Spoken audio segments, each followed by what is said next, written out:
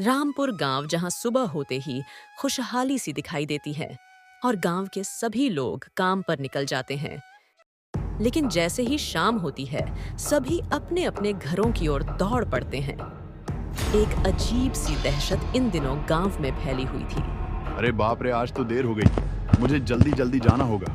गांव के मानो को आज खेत से लौटने में देर हो गई और वह जल्दी जल्दी भाग सा रहा था कि तभी उसे कुछ आवाज सुनाई दी। मानो इधर उधर देखने लगा। गांव वाले इकट्ठा हुए। भाइयों, कल से गांव का मानो भी गायब है। उसका कहीं कोई पता नहीं है। हमें कुछ तो करना ही चाहिए। ये हमारे गांव पर क्या मुसीबत आ गई है। हाँ, सही बात है, लेकिन हम क्या करें? हमें तो उस बला के बारे में कुछ भी जानकारी नहीं है।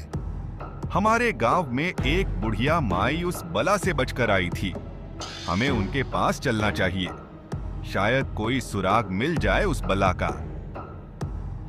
सब बुढ़िया माई के पास जाते हैं। सबने माई को आवाज लगाई तो माई बाहर आई। लेकिन जैसे ही माई बाहर आई, उनके पास से अजीब सी बदबू आ रही थी। माई, हम सब आपसे यह जानना चाहते हैं कि आप उस दिन जंगल से बचकर कैसे वापस आई और कौन था वहां? कौन हमारे गांव वालों को मार रहा है?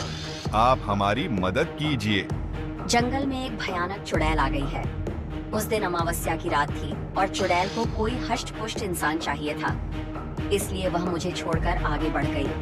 मैंने उसे अपनी आंखों से देखा है। वह दिखने में जितनी खूबसूरत थी, उतनी ही उसकी आंखें डरावनी और भयानक थीं। बुढ़िया माई ने बताया कि हम उसका कुछ नहीं बिगाड़ सकते हैं, इसलिए सब अपनी रक्षा खुद करो। इसमें मैं कुछ नहीं कर सकती हूँ। कहते हुए माई के चेहरे पर अजीब से भाव थे। वही रामपुर गांव में दीनू और उसकी पत्नी धानी रहते थे। दीनू का एक खेत भी था जो जंगल के पास ही था, लेकिन दीनू उस चुड़ैल से घबराता नहीं था। तुम चिंता मत करो धानी, आज आने में देर जरूर हो जाएगी, लेकिन मुझे कुछ नहीं होगा। इतना कहकर दीनू वहां से निकल गया, लेकिन धानी गहरी चिंता में थी। उस दिन दीनू को खेत में काम करते करते रात हो गई थी। दीनू घर वापस जाने के लिए जंगल के रास्ते बढ़ ही रहा था कि तभी उस बुढ़िया को जंगल की तरफ आते देखा। दीनू सोच में पड़ गया। हे भगवान, ये बुढ़िया ये इस समय जंगल में क्या कर रही है? इस समय तो सभी डर के मारे घर से बाहर ही नहीं निकलते हैं, और ये जंगल में कुछ तो बात है। दीनू ने छुपकर उसका पीछा किया और चुपचाप छुपता हुआ घर आ गया। कहाँ रह गए थे आप? मुझे बहुत चिंता हो रही थी आपकी। इतनी रात हो गई है। वो चुड़ैल जंगल में घूम रही है। आप आज के बाद इतनी देर तक बाहर मत रहना। अरे धानी, मैं जंगल में ऐसा कुछ देखकर आ रहा हूँ कि उस चुड़ैल से हमें छुटकारा मिल सकता है। अगली सुबह दीनू ने सभी गांव वालों को इकट्ठा किया और कहा, आप सब मेरे साथ चलिए। गांव के बाहर जो बुढ़िया माई रहती हैं, हम सभी को वहां जाना होगा। गांव वालों के पूछने पर उसने रात की सारी बात बताई और सभी वहां गए। यही वो चुड़ैल है। मैंने खुद इसे जंगल की ओर रात को जाते हुए देखा है। मैंने इसका पीछा किया था। यह जंगल में बने हुए कुएं के पास गई तो कुएं में से कोई बाहर आया और उसने इसे कुएं का जल पिलाया तो यह चुड़ैल बन गई। ये क्या कह रहे हो? मैं कोई चुड़ैल नहीं हूँ। चले जाओ तुम सब यहाँ से। मेरे ऊपर ये झूठा इल्जाम मत लगाओ। ये तो अभी पता चल जाएगा कि सच कौन बोल रहा है और झूठ कौन बोल रहा है। तभी शाम हो जाती है और बुढ़िया माई सम्मोहित सी हो जाती है। उसके चेहरे पर अजीब से भाव आ जाते हैं और वह अदृश्य शक्ति की ओर खींचने सी लगती है। सभी गांव वाले बुढ़िया माई के पीछे भागे और उसे पकड़कर एक पेड़ से बांध दिया। कुछ गांव वाले बुढ़िया माई के पास ही रुक गए और बाकी लोग उस कुएं के पास गए। जैसे ही वह लोग उस कुएं के पास गए, उसमें से वो तांत्रिक बाहर निकला। लेकिन जैसे ही उसने इन लोगों को देखा, तुम सब यहाँ कैसे आ गए और वो बुढ़िया कहाँ है? अगर वो आज नहीं आई तो मेरे मालिक की वर्षों की मेहनत बेकार चली जाएगी। फिर उसने कुछ सोचा और बोला, अच्छा, एक काम करोगे? मेरे इस कुएं के पास आओगे? मुझे बाहर निकलने में मदद करोगे? आओ मेरे पास। नहीं नहीं दीनू, इसके पास मत जाना। अगर इसे बाहर निकलना ही होता तो ये उस बुढ़िया को चुड़ैल क्यों बनाता?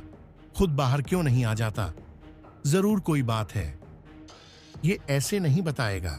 तभी गांव के बाबा वहां आते हैं जो कई वर्षों से तपस्या में लीन थे।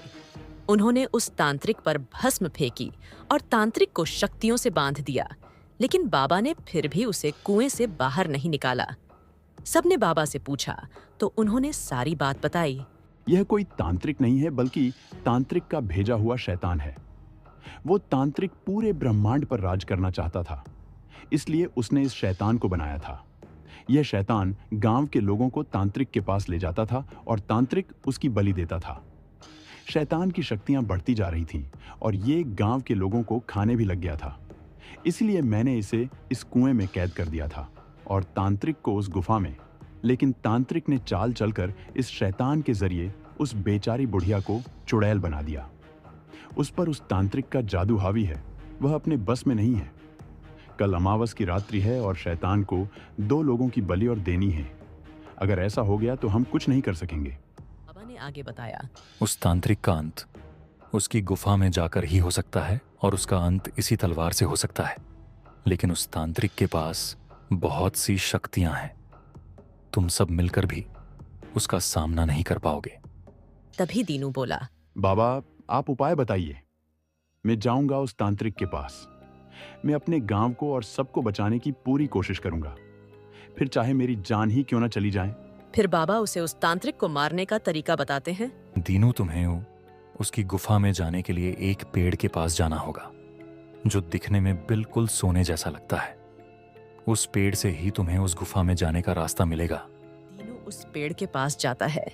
तभी उस पेड़ में से आवाज आती है। कौन हो तुम और क्या चाहिए तुम्हें? फिर दीनू ने उस पेड़ को सारी बात बताई और उससे रास्ता मांगा। दीनू की बात सुनते ही पेड़ ने उसे रास्ता दे दिया। दीनू पेड़ के रास्ते अंदर गया। उसने अपने आप को उस तांत्रिक के सामने पाया। तांत्रिक आंखें बंद किए ध्यान में बैठा था। तभी उसने आंखें खोली और तुम्हारी इतनी हिम्मत की तुम मेरी गुफा में आ गए हो, लेकिन अब तुम यहां से जिंदा बाहर नहीं जा पाओगे। अब मुझे सिर्फ एक और इंसान की बलि देनी होगी तुम्हारी बलि देने के बाद। जय शैतान। लेकिन वो तांत्रिक कुछ करे उससे पहले ही दीनू बाबा की दी हुई भस्म उस तांत्रिक के ऊपर फेंक देता है। बाबा ने कहा था कि तांत्रिक को मौका मत देना। अब तांत्रिक थोड़े समय के लिए बाबा की शक्तियों में बंध गया था और फिर दीनू ने तलवार से तांत्रिक के ऊपर वार कर दिया।